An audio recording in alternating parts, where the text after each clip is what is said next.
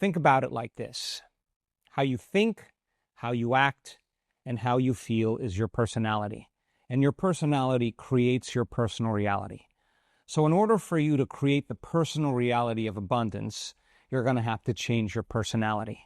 So I'm going to hold you accountable that you do the homework, and I'm going to assume that you're going to prepare yourself in the right ways for the meditation.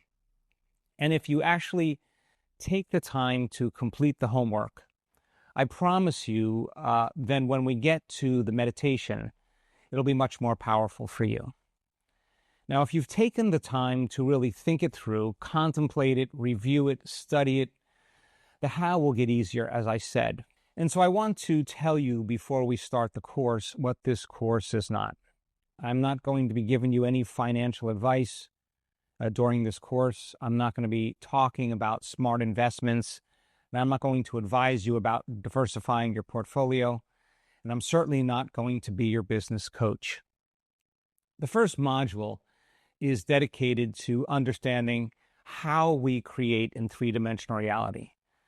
There are certain personality traits, certain characteristics of people who have become abundant or created abundance in their life that we have to study. In order for you to become abundant and change your personality, it's important for us to study the raw materials. I always say that three-dimensional reality is the plane of demonstration. It is the plane of doing. Now, what do I mean by that? In order for us to create any experience in three-dimensional reality, it requires that we do something. And when we do something to create an experience, it takes two things. It takes time and it takes energy. So everything in three-dimensional reality that we create, matter to matter, takes time and energy because we have to do something in order to create a new experience. And since the brain is creative and we live in the realm of duality or polarity, we live in the realm of separation or lack, the way we get creative is we become conscious that we don't have something. Now, the moment you become aware that you don't have something, you become conscious all of a sudden that you want it. And the brain naturally begins to dream of having that particular experience. So think about this. You are conscious and you are aware. You're conscious that you're local in occupying space in time. You're conscious of everything around you. And you become aware that you don't have something that you want. The brain naturally begins to imagine, it dreams of having that future. And when we imagine having that future, we're creating another point of consciousness. So the separation between 2 points of consciousness is called time. Let me say it another way. The distance between the thought of what you want and the actual experience of having it takes time and energy in three-dimensional reality.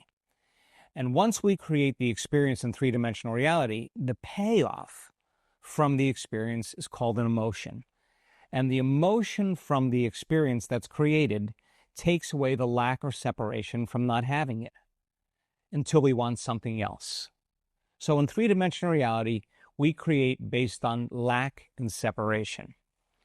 Thus, in order for us to create anything we want, sometimes we have to work hard, we have to work extra, it takes a lot of time and we make a lot of sacrifices. We got to do a lot of things in order to create, and sometimes we do things that we don't want to do. But in time, you can become educated, you can get really skilled, you can develop good habits, you can learn from your mistakes, you can get the right counsel, you can make enough of the right choices in your life, and you can get really good at accumulating things. So for the most part, in three-dimensional reality, in order to create what we want, we have to get into the business of doing something.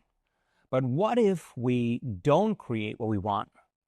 We spend the majority of our life living in lack and living in separation. We're going to tease this whole thing out and give you the qualities and characteristics for you to set a vision of that future, get very clear on your purpose, set goals in alignment with that purpose, understand what excellence is, understand the highest form of motivation, how to combine a clear intention with an elevated emotion, generate the energy for you to do enough things to arrive at that vision, creating matter to matter. And there are qualities and characteristics that people have developed.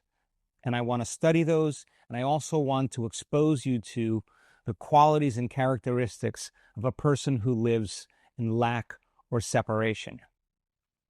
Once we understand the two, as I said earlier, you'll have the raw materials for you to begin to create the life that you want.